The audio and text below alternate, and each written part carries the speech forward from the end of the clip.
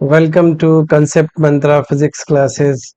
Students, आज हम लोग सेवेंथ लेक्चर्स में हैं और आज हम लोग जो बात करेंगे वो सिक्स लेक्चर के आगे की बात करेंगे। सिक्स लेक्चर में जो कि लास्ट क्वेश्चन है वो स्क्रीन पे है आपके, वो हमने कराया था परसेंटेज एरर कैलकुलेट कैसे किया जाता है। जिनको अ, ये लेक्चर जो देख रहे हैं पहली बार और पीछे का लेक्चर नहीं देखा है, पीछे जाके जरूर टाइमलाइन में लेक्चर्स देखिए, क्योंकि ये सारे चीजें कंटिन्यूटी में है। फिजिक्स के सारे कंसेप्ट कंटिन्यूटी में होते हैं, सो ये सारे लेक्चर्स भी कंटिन्यूटी में है। आज हम लोग आगे बात करेंगे। पहले हमने बात किया था कि जब किसी चीज को हम ऐड करते हैं तो कैसे एरर कैलकुलेट करते हैं, फिर सब्ट्रैक्ट करते हैं तो कैसे एरर कैलकुलेट करते हैं, जब मल्टीप्लाई और डिवाइड करते हैं तब कैसे करते हैं। लेकिन हम लोगों ने ये जो कॉन्सेप्ट है और प्रोडक्ट में, डिवीजन में, प्लस एंड माइनस में सीखा, लेकिन अभी तक हम लोगों ने कंसेप्ट पावर में नहीं सीखा। तो आज हम लोग ये कंसेप्ट पावर में सीखेंगे। तो ये जो है वो इस तरह से है कि when a physical relation is expressed as power of physical quantities. Physical quantities. जैसे मान लो काइनेटिक एनर्जी कितना होता है, हाफ mv स्क्वायर होता है। अब हम लोगों ने अभी तक इस तरह के क्वेश्चन डील नहीं किए थे जिसमें किसी के ऊपर पावर डाला जाए। अब बहुत ऐसे क्वेश्चन है जिसमें आपको पावर मिलेंगे। जैसे मान लो कि टाइम पीरियड है सिंपल पेंडुलम का, वो कितना होता है, √2 L/g। इसको हम लोग लिख सकते हैं T = 2 पाई L/g का पावर हाफ। तो इस तरह से पावर जब दिया रहेगा तो उस टाइम में परसेंटेज एरर कैसे कैलकुलेट करते हैं, वी विल से। तो सबसे पहले हम लोग करते हैं केस 1। y जो है वो से x का पावर n है। n कुछ भी हो सकता है, इंटीजर हो सकता है, प्लस हो सकता है, माइनस हो सकता है, it may be anything. We will take example. तो कहता है कि जो परसेंटेज एरर इन y होता है वो n टाइम्स परसेंटेज एरर इन x हो जाए।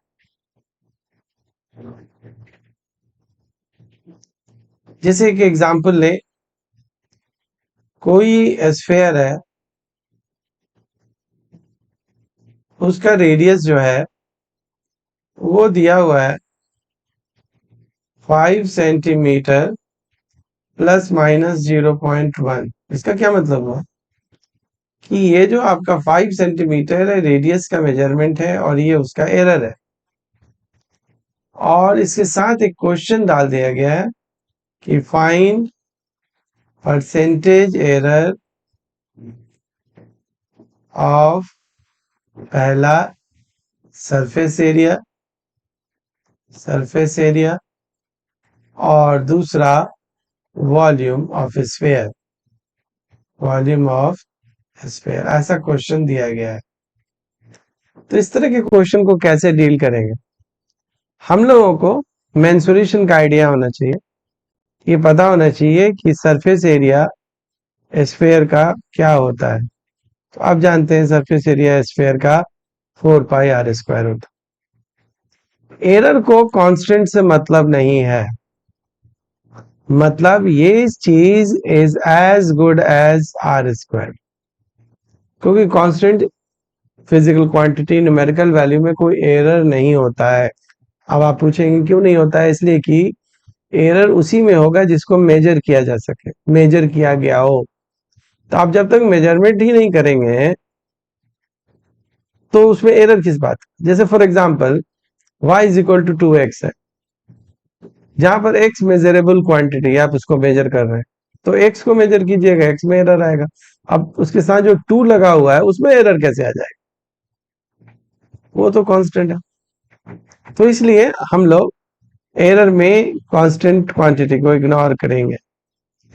तो by definition error in S जो है, जो परसेंटेज एरर इन एस जो है वो कितने के बराबर हो जाएगा, पावर नीचे उधर गया, परसेंटेज एरर इन आर, अभी अभी आपको बताया था, एन के लिए जो फॉर्मूला बताया था वो आपके स्क्रीन पे है, ये वाला हमने फॉर्मूला लगा दिया। अब ये जो चीज है वो अब आप देखिए 2 डेल्टा आर की जो वैल्यू है वो 0.1 दिया हुआ है, क्योंकि कोई भी मेजरमेंट जो है ये आर प्लस माइनस कितना है, डेल्टा आर है, और डिवाइडेड बाई 5 है, और इनटू क्या है, 100 है। तो इसको अगर आप कट करेंगे तो 20, तो ये 40 into 0.1 that is equal to 4%। यानी कि जो percentage error in surface area है वो आपका 4%।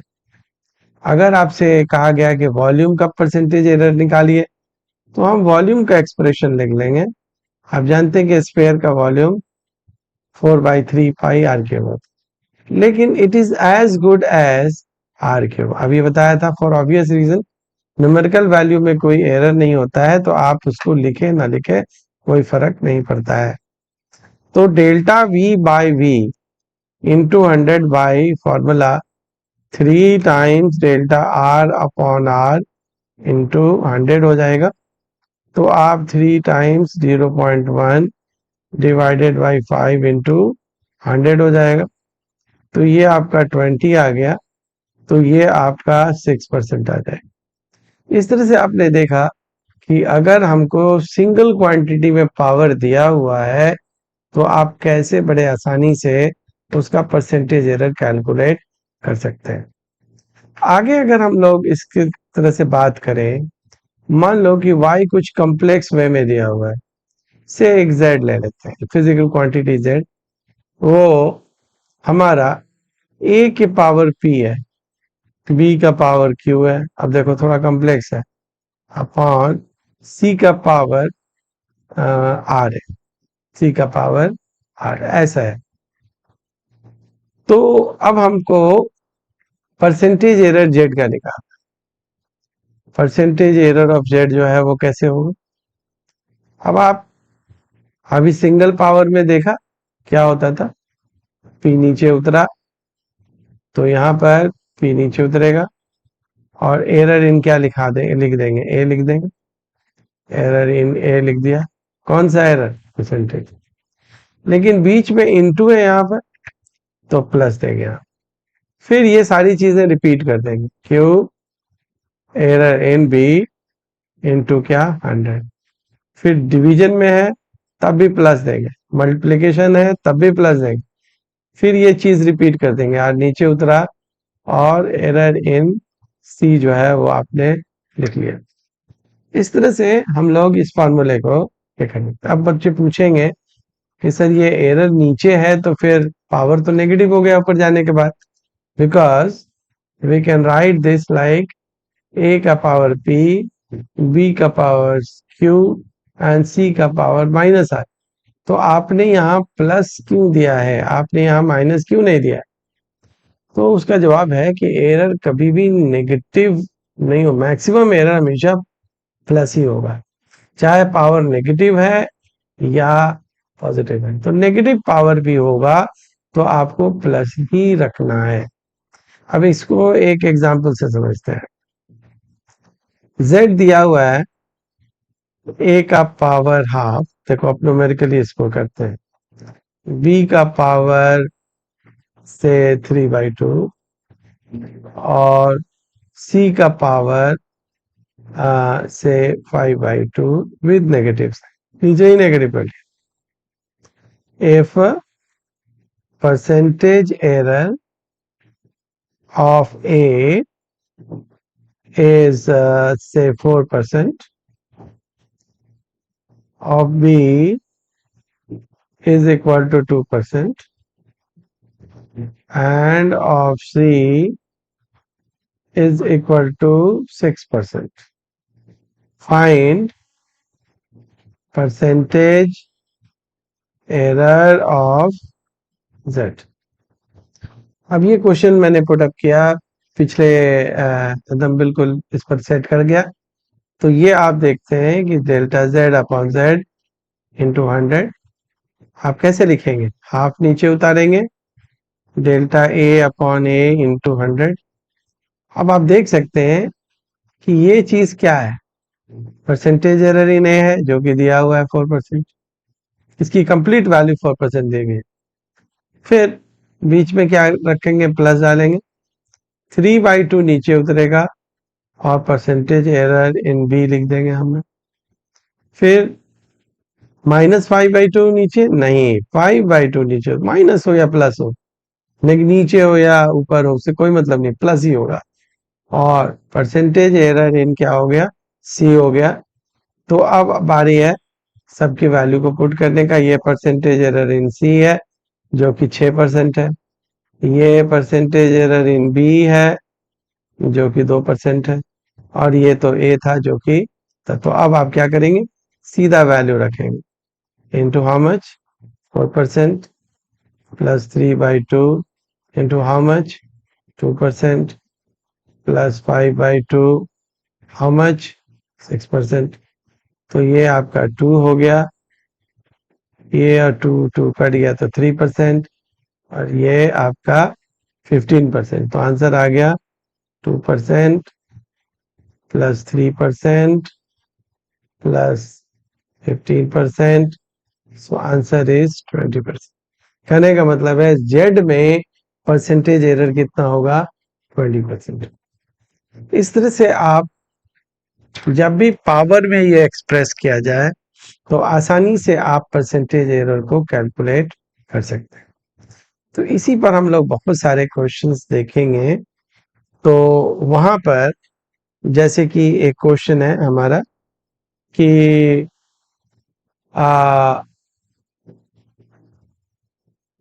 परसेंटेज एरर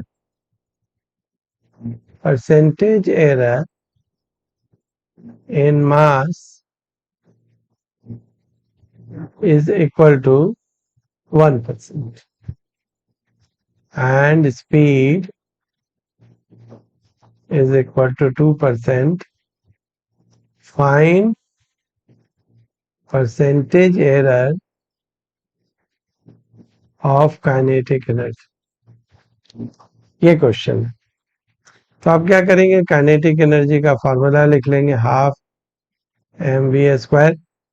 लेकिन दिस काइनेटिक एनर्जी का formula is good as good as mv²। Why? Because अभी बताया था कि न्यूमेरिकल वैल्यू को लिखना नहीं लिखना एक ही बात। अब परसेंटेज एरर इन के कितना हो जाएगा, परसेंटेज एरर इन मास, जस्ट याद कीजिए ऊपर का फॉर्मूला, और 2 नीचे उतरेगा, पावर है, परसेंटेज एरर इन स्पीड। तो इसमें पावर नहीं था मतलब 1 है, तो 1 नीचे उतरा नहीं उतरा बात तो एक ही है। अब आपका क्वेश्चन का डाटा देखिए, ये परसेंटेज एरर ऑफ एम है और ये परसेंटेज एरर ऑफ स्पीड है जो कि दिया हुआ है, एक 1% और एक 2%। तो आप यहाँ पर इसकी वैल्यू को रख सकते हैं। ये क्या रख दिया हमने, 1% और प्लस ट्वाइस ऑफ 2%। तो हमारा कितना हो गया, 5%। यानी कि काइनेटिक एनर्जी में जो हमारा ये आया वो है। और भी क्वेश्चन देखते हैं। प्रेशर जो है हमारा क्या होता है, फोर्स बाई एरिया होता है। ये तो सब लोग जानते हैं, प्रेशर फोर्स बाई एरिया होता है। तो कहता है कि in a square plate of side L, ठीक है, percentage error of measurement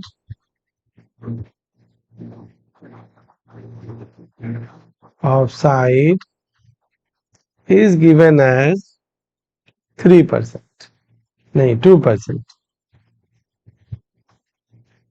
and in measurement of force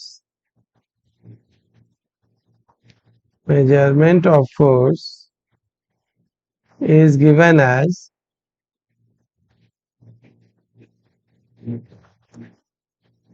3%. Find percentage error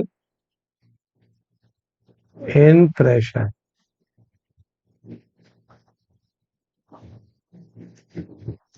कहने का मतलब है कि आपका जो ये एक स्क्वायर प्लेट है, ये स्क्वायर प्लेट है ना, अब इस स्क्वायर प्लेट पर एक फोर्स लग रहा है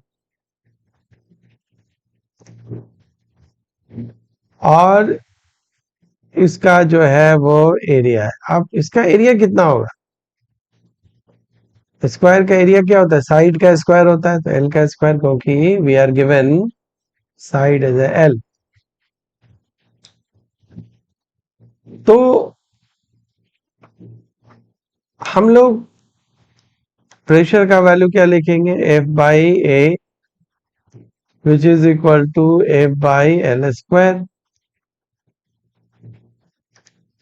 तो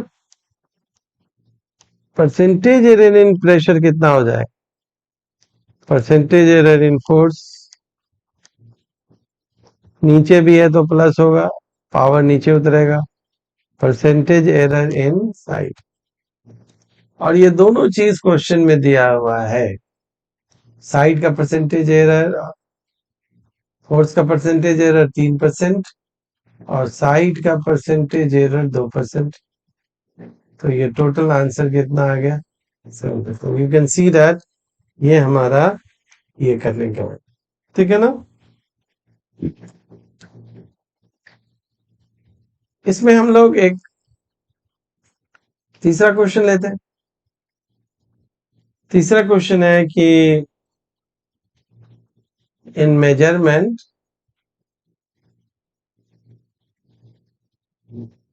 of time period of simple pendulum,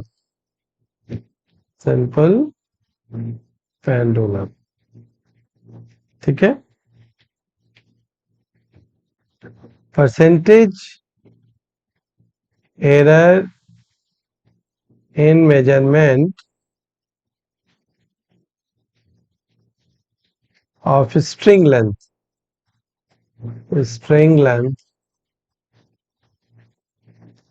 is equal to 2%। ये दिया हुआ है, 2% दिया हुआ है। And percentage error in gravity को मेजर भी किया है, वो 3%। Find percentage error of time period.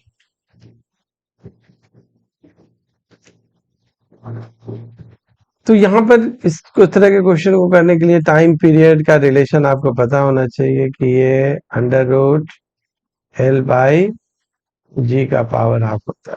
यहाँ रूट डाल दें या पावर हाफ डाल दें। अब it is as good as what? L का पावर हाफ अपॉन जी का पावर हाफ। 2 पाई से तो कोई मतलब है नहीं है। तो delta t by t into 100 is equal to कितना हो गया? हाफ नीचे उतर जाएगा, delta L upon L into 100, फिर से हाफ नीचे उतर जाएगा, और delta g upon g into 100। अब you are given what? Percentage error of measurement of length and percentage error of the gravity. दोनों को यहाँ पे आप रख दीजिए। 1/2 स्ट्रिंग के लेंथ का 2% है और ग्रेविटी का 3% है, तो 1/2 into 3%। So here it is 1% plus 1.5%, so answer is 2.5%। तो आपके measurement of the time period में जो एरर आया, परसेंटेज एरर की बात कर रहे हैं, वो कितना आया है? सारे एरर्स में कैलकुलेट करने में सबसे ज्यादा आसान परसेंटेज एरर ही है, क्योंकि इसमें कैलकुलेशन का कोई बहुत ज्यादा झंझट नहीं है। जो बॉटम लाइन है वो यही है कि आपको पावर को नीचे उतारना है, जितने फिजिकल क्वांटिटीज मल्टीप्लाइड है उनके बीच में प्लस साइन देना है, या डिवाइड है तब भी प्लस साइन देना है। अगर गलती से पावर नेगेटिव है तब भी आपको प्लस साइन देना है। पावर कभी नेगेटिव माइनस हाफ भी है तो आपको प्लस हाफ लिखना है, उसको नीचे उतार देता है।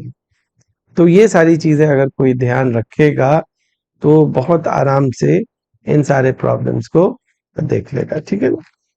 अब हम लोग कुछ और क्वेश्चंस करते हैं जो थोड़े कैलकुलेशन में ये हैं, और थोड़ा वो कंसेप्चुअली जो है उनका लैंग्वेज अलग किस्म का होता है, तो उस तरह के क्वेश्चन को डील करने का हमको आना चाहिए। जैसे क्वेश्चन है कि आप देखो यहाँ पर ये बता दिया है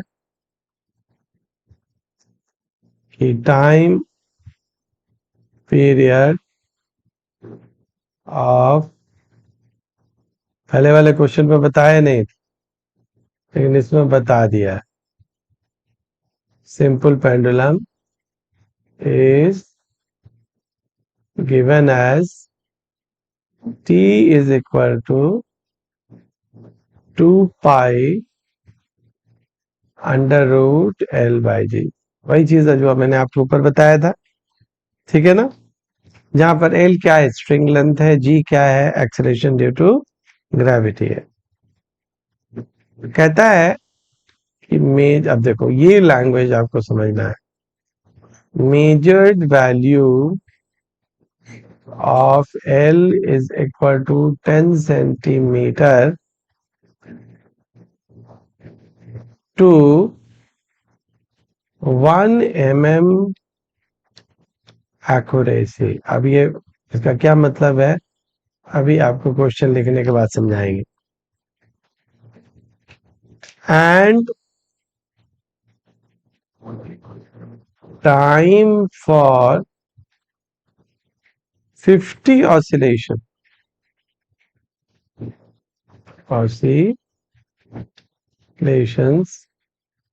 is equal to 80 seconds। इनके 50 बार ऑसिलेशन होता है तो 80 सेकेंड्स है। यूजिंग अ वॉच, एक हम लोग इसको घड़ी से मेजर करते हैं विद ऑफ 1 सेकेंड रेजोल्यूशन। इसका भी मतलब आपको हम बताते हैं, ठीक है ना? What is the accuracy in the determinant fine. इस सवाल को थोड़ा आपके सामने ये कर दे, फाइन परसेंटेज एरर ऑफ जी। जी का परसेंटेज एरर निकालना। तो दो चीज सबसे ज्यादा इसमें परेशान कर रहा है, लैंग्वेज। लैंग्वेज है एल का वैल्यू, ठीक है कोई बात नहीं है, लेकिन इसका क्या मतलब हुआ? 50 ऑसिलेशन का वैल्यू 80 सेकेंड, तो टाइम पीरियड मिल जाएगा एक ऑसिलेशन का वैल्यू, ये भी ठीक है। लेकिन वो वॉच का जो रेजोल्यूशन है 1 सेकेंड, उसका क्या मतलब हुआ? और हमको निकालना क्या है? टाइम पीरियड का परसेंटेज एरर नहीं, हमको निकालना है परसेंटेज एरर ऑफ जी। तो इस क्वेश्चन को हम लोग कैसे करेंगे वो देखते हैं। सबसे पहले तो हम लोग टी लिख लेते हैं, 2 पाई एल अपॉन जी का पावर हाफ। इसको स्क्वायर कर दो, टी स्क्वायर हो गया 4 पाई स्क्वायर और एल बाई जी हो गया, स्क्वायर रूट हट गया। तो जिसका परसेंटेज एरर निकालना है उसको सामने लाओ, तो एल अपॉन कितना हो गया? टी स्क्वायर हो गया। अब हमको परसेंटेज एरर जी का निकालना है, तो it is as good as L upon t square. Why? Because 4 pi square constant है, उसको क्या मतलब है? तो परसेंटेज एरर ऑफ जी जो है वो कितना हो जाएगा? परसेंटेज एरर ऑफ एल, ठीक है, plus twice of percentage error of T.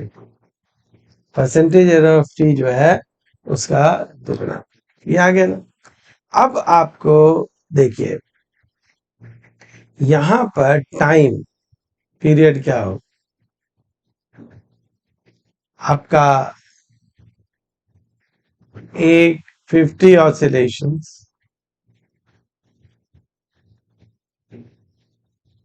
किसके इक्विवेलेंट, 80 सेकेंड के इक्विवेलेंट।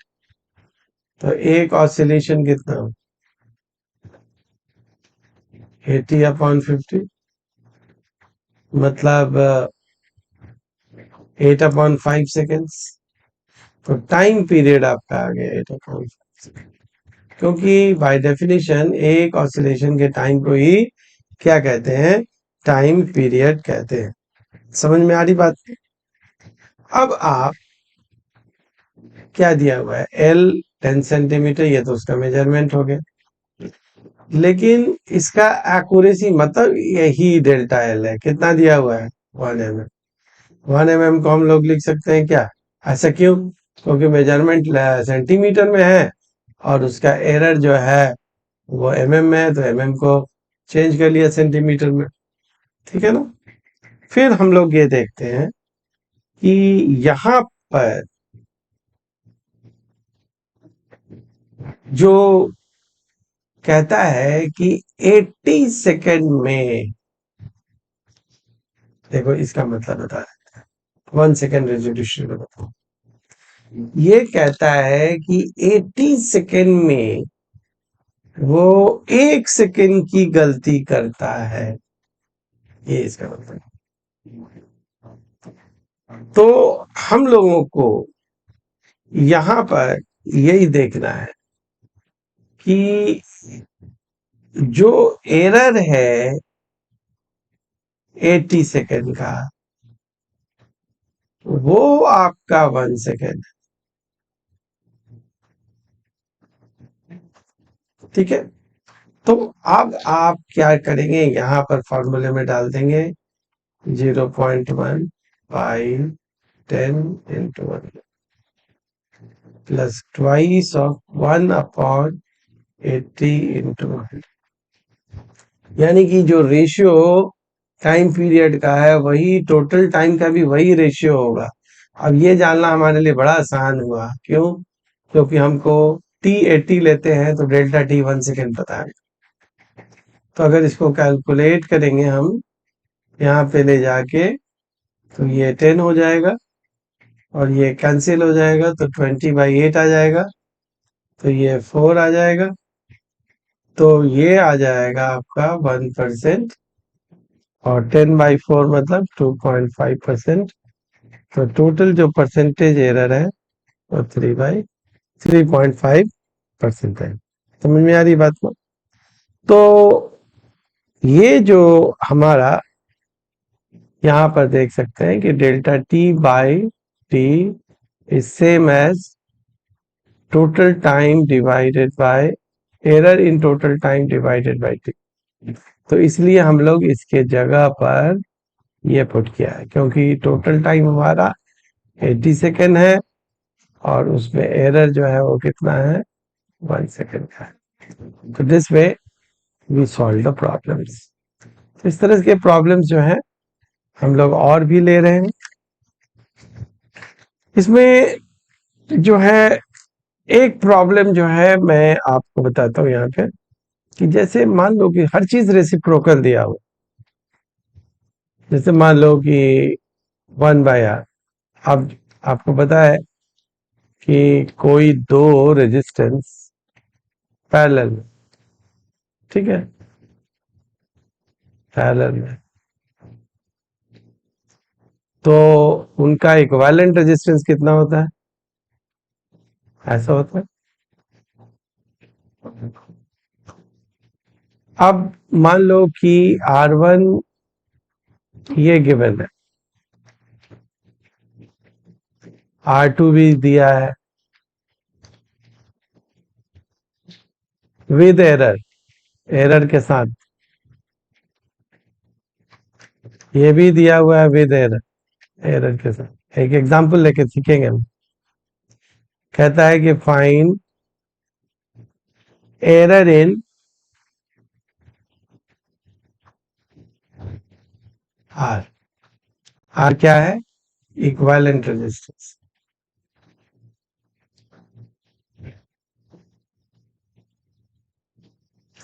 तो जब सब कुछ रेसिप्रोकल और एवरी टर्म, तो देखो क्या फर्क होता है। Error in R upon R square, ये फॉर्मूला है। Error in R one upon R one square, और error in R two upon R two, ये फॉर्मूला है। लेकिन इसके लिए सब हर टर्म रेसिप्रोकल होना चाहिए। एक जैसे कि 1/f is equal to 1/v plus 1/u। आप जानते हैं ना, लेंस फॉर्मूला होता है, उसमें ये वाला रूल चलेगा। यहाँ पर क्या हो जाएगा? Delta f upon f square is equal to delta v upon v square plus delta u upon u square, जिसमें ईच टर्म क्या हो? रेसिप्रोकल हो। We can use this formula, और इस फॉर्मूले को हम हाईलाइट कर देते हैं यहाँ पर। Is very very important formula, ठीक है ना। तो आपको जब भी इस फॉर्मूले को यूज करना हो, ये इसके लिए कंडीशन क्या है कि every term should be what? Reciprocal.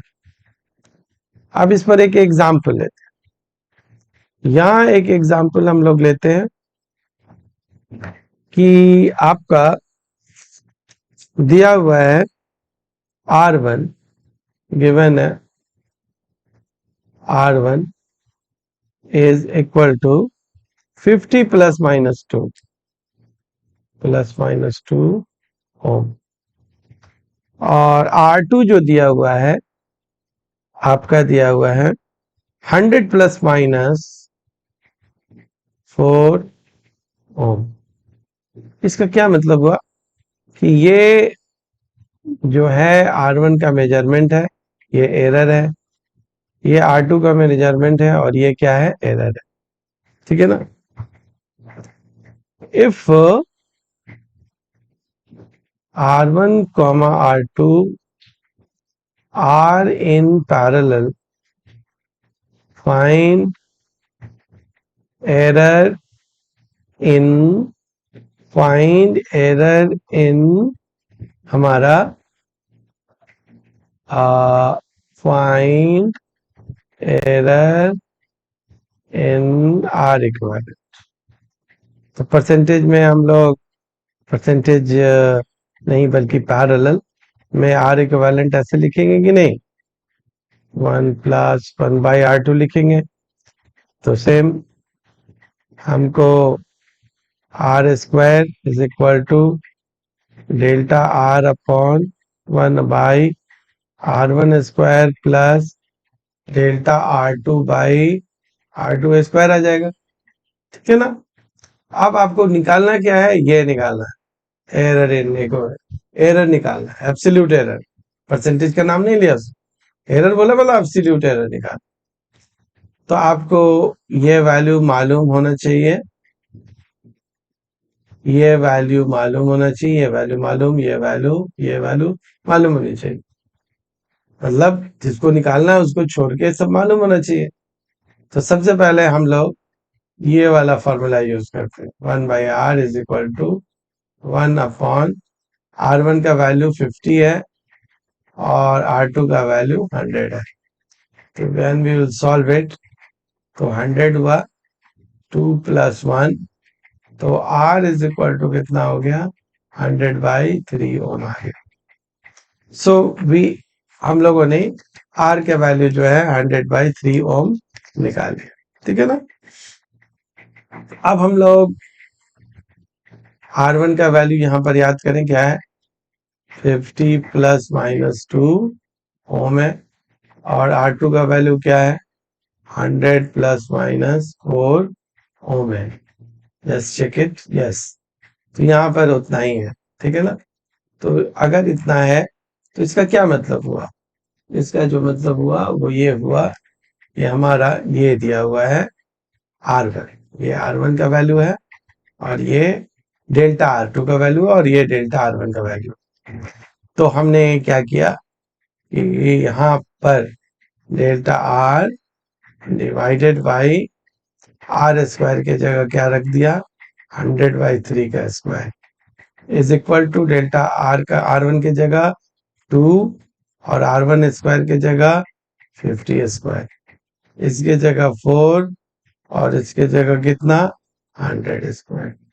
अब इसको सॉल्व करेंगे, सॉल्व करने के लिए हम लोग क्रॉस मल्टीप्लाई कर देंगे। तो डेल्टा R कितना आ गया 2/50 इंटू 50 और इधर 100/3 इंटू 100/3, देखो ना ये क्रॉस मल्टीप्लाई हुआ, plus 4/100 into 100 into 100 into 100 divided by 3 into 3, एक ही बात है। तो हमारा ये 2 ये 2 कितना 2, तो ये कितना हो गया 8 और ये भी कर लो 100 100 100 100 कट गया, तो ये आंसर कितना आ गया 8/9 प्लस हाउ मच, ये हो गया 4/9 that is equal to how much 12/9 that is equal to how much 4/3 that is 1.33 है ना। तो इसका मतलब है कि जो R इक्विवेलेंट का जो एरर है वो कितना है 1.33 ओम। तो R इक्विवेलेंट लिखेंगे कैसे, R इक्विवेलेंट की value that is 100/3 plus minus 1.33 और क्योंकि मैंने पहले भी बताया हुआ है कि every physical quantity is represented as measurement plus minus error. तो मेजरमेंट तो उसका 100/3 था, you can see here it is 100/3 है, और फिर हम लोगों ने इस वैल्यू को यहाँ मेजरमेंट में और इस एरर को यहाँ पर पुट किया, इस तरह से हम लोगों ने ये देखा। तो बच्चों आज आप लोगों ने सारे एरर्स के कॉन्सेप्ट को पूरे कर लिए, कैसे एरर निकाला जाता है। हम लोग अब मिसलेनियस क्वेश्चन करेंगे इन आवर लेक्चर नंबर 8। एक चीज जो हमसे अभी छूटा हुआ है वो सिग्निफिकेंट फिगर्स के दौरान कैसे कैलकुलेट करते हैं प्लस और माइनस में सिग्निफिकेंट फिगर्स को, और मल्टीप्लिकेशन और डिवीजन में कैसे सिग्निफिकेंट फिगर्स को एडजस्ट करते हैं, ये टॉपिक मैं अब अगले क्लास लेक्चर नंबर 8 में मिसलेनियस क्वेश्चंस के साथ ले लूंगा।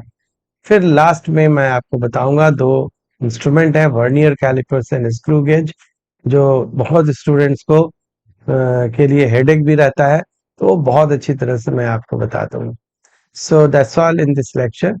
आई होप कि आप पिछले वीडियो को भी देखा, थोड़ी सी ऑडियो क्वालिटी उसकी थोड़ी सी एडजस्ट करने पड़ेगी, क्योंकि अब हमारा ऑडियो क्वालिटी और भी क्वालिटी बढ़ गया है, तो वो आप देख सकते हैं लेक्चर्स में। तो आगे का जितना भी वीडियो होगा सब अब अच्छे ऑडियो क्वालिटी के साथ आएगा। थोड़ा सा 2-3 शुरू का जो 5-6 लेक्चर्स है उसकी ऑडियो क्वालिटी को देखता हूँ मैं, अगर इम्प्रूव हो सकता है तो करेंगे, वरना इतनी भी खराब नहीं है, आप देख सकते हैं आराम से, समझ सकते हैं, आवाज जो है वो ऑलमोस्ट क्लियर है, ठीक है ना। थोड़ा मतलब कि फिल्टर नहीं लगाने की वजह से थोड़ी सी बैकग्राउंड नॉइजेस हैं उसमें, लेकिन फिर भी सब्जेक्ट मैटर जो है ज्यादा इंपॉर्टेंट है नॉइज से या आवाज से, तो उसको आप लोग फॉलो कीजिए और आगे आप सारे वीडियोस को देखते रहिए। Thank you.